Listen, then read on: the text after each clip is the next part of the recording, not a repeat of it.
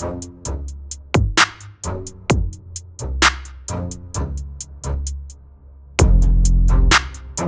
back to the Becoming Number One podcast, where our goal and mission is to help you become the best version of yourself while we are on our own pursuit to become the best versions of ourselves. Aidan, good to be back. I was wondering what you were going to say. It is a welcome back. Oh, you want to shake my hand? Good to be back. Now I'm left hand shake. I'm moving things out of the way. Yeah, it's been what? Probably feels like an eternity. I know, it feels like a very long time. It feels like we were retired and then we unretired. Because we just got this guy back. Yes. And we don't know how it sounds. We didn't test this beforehand, so fingers crossed. Yeah, actually, we probably should have done that. Yep, but now that we think about it. I mean, it could have been as simple as just talking and stopping it. But anyways, we're back, guys. We're back to deliver you guys value. And I am excited. I miss doing this. It felt weird when we didn't do it. You said that to me today. Yeah. You said, I feel like we need to record a podcast. And I said, well, lucky you, because we actually do. Yeah. We need to re-record one. Because maybe this is a good thing. Maybe it's good. Maybe we needed that little break to show us how much, for me, I'm talking about myself here, to show how much I actually enjoy doing this. And with that, we might be able to even record more episodes. Maybe. You feeling a fire to with give this? More and more value. I want to start a political talk show. I know you do. Well, all right. Well, let's pick your brain then real quick. Maybe not a political talk show. Let me backtrack. A current events, what's going on in the world, and our take on it. Okay. Tell me a little bit more. What are you thinking? Tariffs. Okay. For example, tariffs is something that some way, shape, or form is going to affect economy, whether that be good or bad. Affect business owners, entrepreneurs, people that we want to talk to, people that we want to pour into, and kind of what that looks like to educate people from our point of view, what we think, and kind of get, because mainstream media is dead. It's absolutely dead. I don't get my news from there. I don't watch it. No, I get my well, news. and even if you were watching it, you can't believe it. Correct. Some people do. Yeah, that's a problem in society today. But yeah, I don't get my news from mainstream. I get it via social media or podcast. And it's, in a sense, it's important to know what's going on, but you don't need to be so in depth into it where it consumes your life. And I think we can find a balance of informing people, but also keeping people on the right track to grow. I completely agree. That's why I really like the newsletters that I read in the morning. I get pretty much all my news from 2 newsletters, and a lot of what they say are overlap. One's a little bit more business prefaced, and the other's pretty broad. Mm-hmm. But do you want to share to the audience what newsletters those are? Well, one is the Morning Brew, and the other is called 1440. Gotcha. Which is the one that comes out on Monday? Oh, that's ours. Interesting, guys. If you have not signed up to our newsletter yet, go and sign up to it. Aidan writes every single Monday. By hand. By hand. It gets delivered to you at your doorstep Monday morning. Hey, if you want to pay for a premium service, we actually could handwrite these and send them to you. Yeah, we might as well send a pigeon to you guys as well. But yeah, make it a full medieval experience. But here's the thing. So the newsletters that I read on a daily basis are news-based. But our newsletter, we wanted it to be about what we do here and something that we're passionate about, which is personal development, personal growth. And we understand how important framing and mindset are.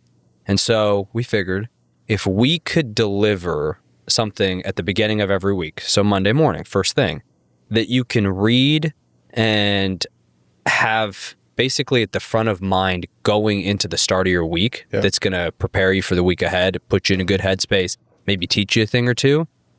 Okay, that would be valuable. Yeah, it should kickstart your week. Yes, it should kickstart your week. So if you haven't, go and subscribe to it. Go and subscribe. And subscribe to our YouTube as well. Yes. Okay, if you're listening on audio, I know a lot of people listen on audio. Go to the YouTube. If you're not going to watch it there, at least subscribe. It does help us quite a bit. But I like the idea of a current events podcast. Because, one, if you want to talk about tariffs, I could tell you what a tariff is, but I don't understand the the nuances and the intricate implications of what the tariffs that we're seeing play. And if we're going to talk about it, we should probably know what we're talking about to some extent.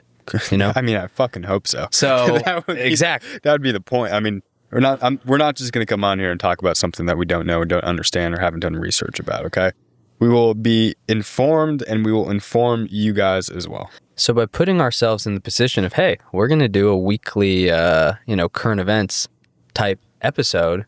Well, shit, that means we're going to be learning a thing or two every week, which is exciting. I like it. Aidan loves learning. It's his favorite thing to do. I do. It is my favorite thing. That's why he wears glasses, and he's Chinese. There you go. I guess it's in my blood. It is in your blood. But anyways, Aidan, what are we talking about today? What value are we going to be giving to the people today?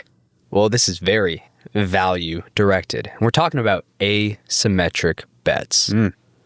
What's an asymmetrical bet, Aidan? Oh, that's a good question. I was just about to say, what in the world is an asymmetric bet? Well, let me give you the opposite, which would be a symmetric bet. Okay. That would be betting $1 to receive $1 back in return. So you're wagering $1 with the chance of getting another $1. That doesn't sound that exciting, does it? Does it to you? Would you go put $100 online just to make another $100? No. Probably not. That doesn't sound very appealing. So what is an asymmetric bet? That would be wagering $1 to make $10, or wagering $1 to make $100. I do that all the time. I do that 9 times. And I would say, maybe even 10. Thus far, you've been a pretty successful person. And asymmetric bets are something that pretty much all successful people take day in, day out, right? They're making bets where the benefits basically make any of the potential downsides null and void. Doesn't matter. It's worthwhile. So we see that not even just from a business side or a money side, but you can see that from a health perspective, a spiritual perspective, in your relationships. You can literally find ways to make asymmetric bets in all aspects of your life. So we'll dive into that. But really, to hit it home, look for opportunities where what you're wagering, what you're risking, is basically like almost nothing compared to what the potential upside are. Okay, so basically what asymmetrical bet is where the potential upside is far greater than the downside. Yeah. Small risk. You have a lot more to gain than you do to lose. Correct. Okay. Small risk, massive benefit. Got it. Yeah. And small risk, massive benefit. And that's what business owners do. That's what, not even just business owners, but anybody who is successful in anything, they look for opportunities to do this. I'm going to play the other side here because I really want our audience to understand this. Most people, unless they own a business, really, they own a business where they're in charge of taking big risks, making big bets. Let's talk about the average Joe, the day-to-day person might work a 9 to 5. They don't have a business that they have to put on the line. Okay, right?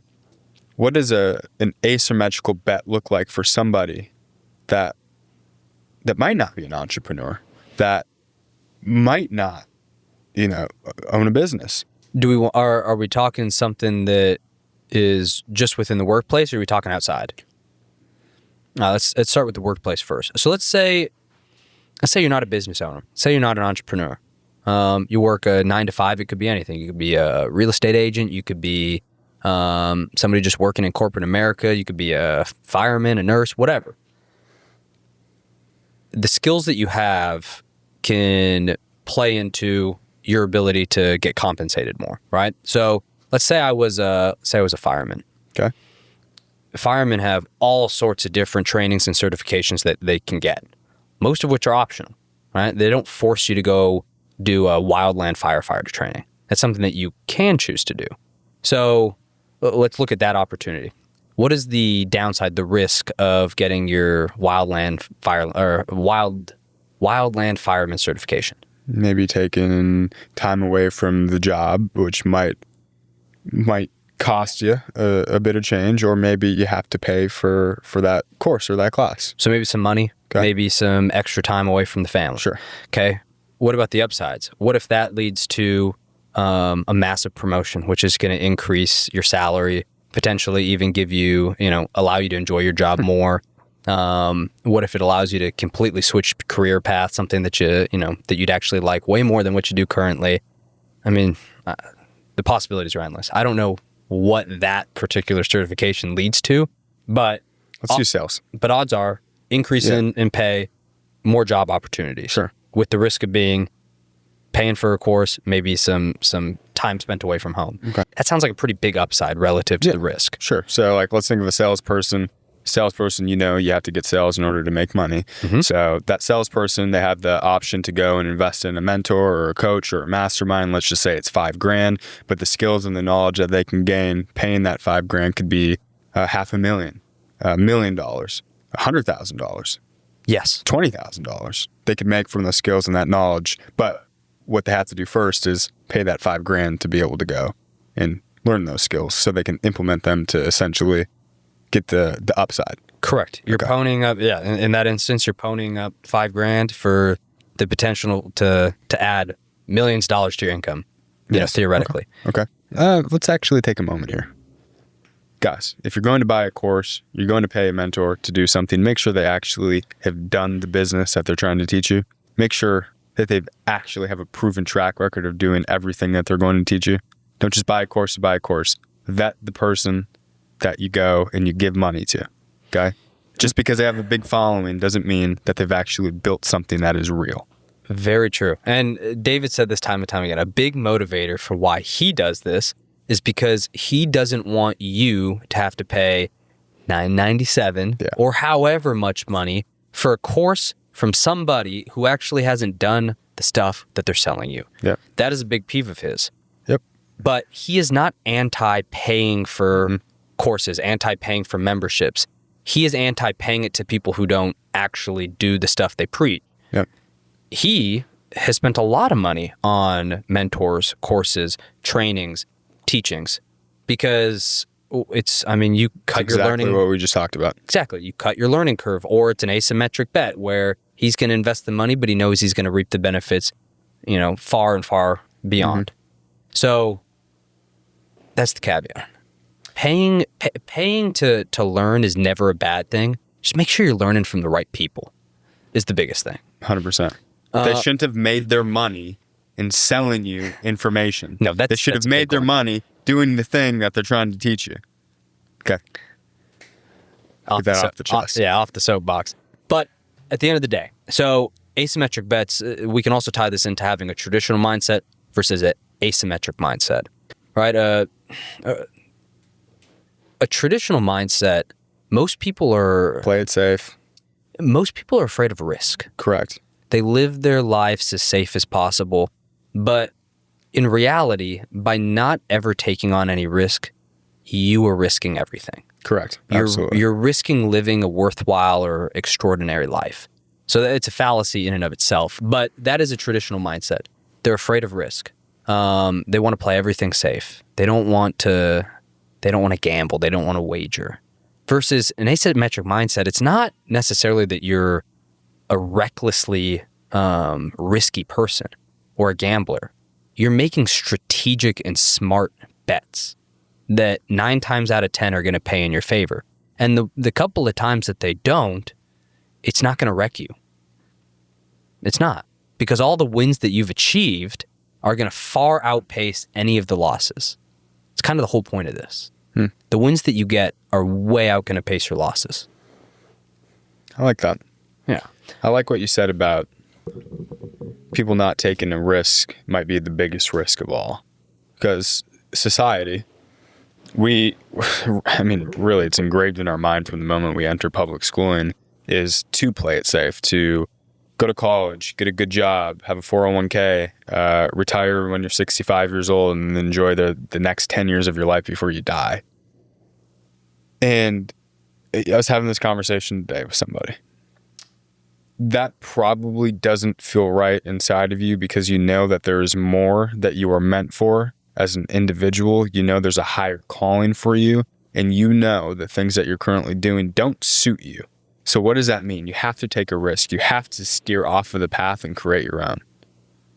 You have to.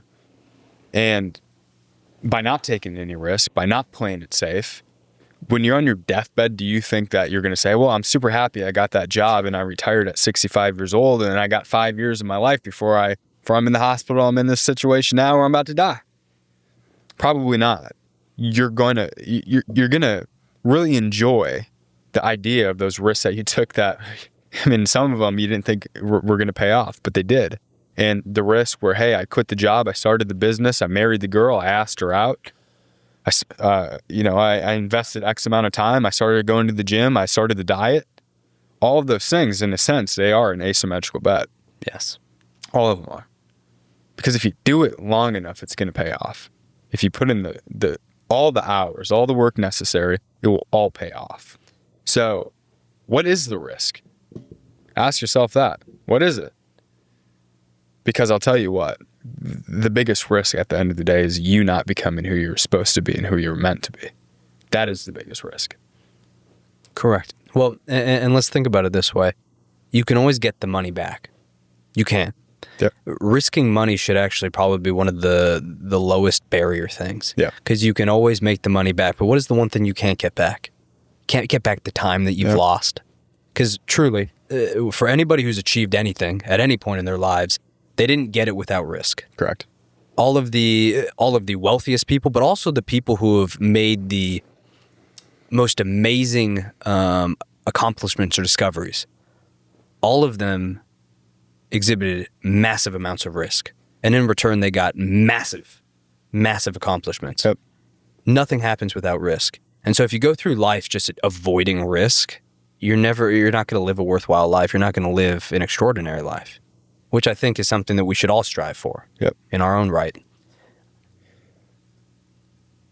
I think we need to talk about how this can apply, or how they can apply this to their lives, so they can have a game plan of what to do to get better and to grow. I want to talk about money for a second, because money is something, because we all want to travel, we all want to have a nice car, the nice house, the time, right? All that shit. And you need money to be able to do that. And within that money, you're going to need to have a certain skill that will allow you to create that wealth. Or, just a comfortable living for you as well, because you can do a lot on a couple $100,000 a year. Mm-hmm. $100,000 a year. You can do a lot. Some people want millions. Some people want hundreds of millions. Some people want billions. And some people want hundreds of billions. But the first thing that you should invest in is a skill. That is the bet or the risk that you should take. What skill, and your job right now too, right? You don't need to have a business to be able to do this. You don't need to be in sales to do this. No. Whatever your job is, you have to have some way or some skill. You have to have. And almost guaranteed whatever it is you do, there is almost guaranteed skills that you can acquire that will make you better at your job and increase your ability to earn more with your job. Yep, absolutely. But what is your current role at your job right now? How can you become better at it? Can you go and can you find a course or a mastermind or a book, maybe a YouTube video? You're investing your time on how you can get better at that, because ultimately the skills pay the bills. You get better at your job, you get a promotion, you own a business, you get better at your skills, you're going to drive more revenue, which ultimately is going to lead to you making more money, where you can go and you can do the travel, you can have the house, you can have the car, you can have the family vacations, you can have all that stuff. So number one, what skill can you invest in right now? And this isn't financial advice. I feel like I have to say this. What skill can you invest in right now where you can go and you can make more money? The next one I would say, Aidan, is your health. Yep. A lot of people take their health for granted, but it's an asset.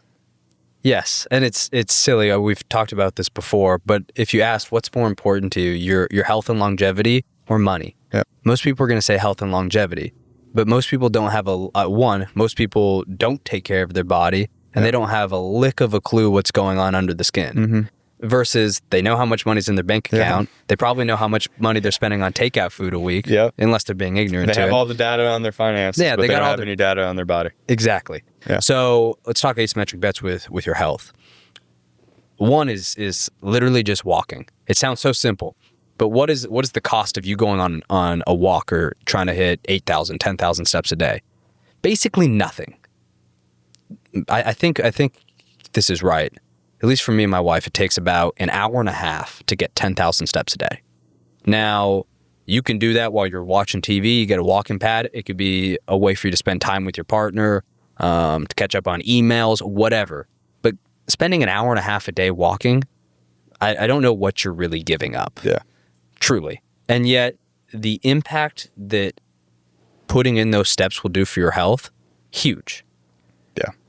I mean, here's the deal. I mean, we could sit here, we could talk, we could go through this whole list of everything, but you know exactly what you need to change. You know exactly what risk you need to take right now because it's something that scares you.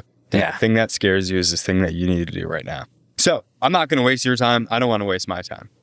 You know exactly what it is that you have to do, that risk you have to take, that jump you have to make. You know what it is. Go and do it.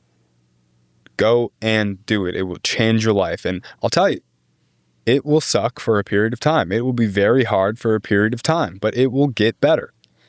And some of it won't. I'm going to be honest. There's probably a lot of things that you could be doing for your finances, your health, your relationships that really aren't that difficult to start doing. And there's no reason why you shouldn't have been doing them already.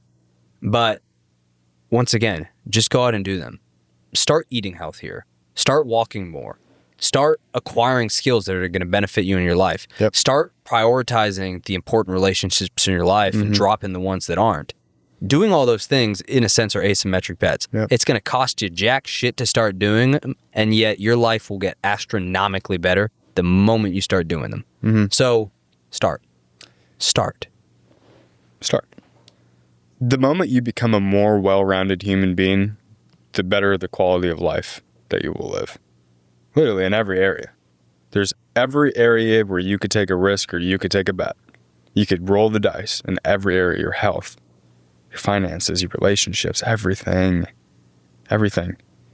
So become the well-rounded individual that you need to be to start living a happy and fulfilled life. To start living a life where, yeah, you can look back in 10, 15, 20, 30 years, you can be like, I'm damn proud of that person. I'm proud of David when he was 24 years old, when he was 18 years old, and he took the bet to move to Arizona with $350 in his pocket, not knowing a damn thing of what was going to happen. I'm proud of that guy. He took the risk. And look where I'm at now. And you can do the same exact thing. So do it. I think that's all we need to say to him. Guys, please take and implement the things we talk about. Because it's one thing just to listen to us say it in one ear, out the other. It's a different to listen to it and then go and do something about it. Your life isn't going to change just listening to this. Your life is going to change by listening to it and then implementing it. So do that, please. We appreciate you. See you next time.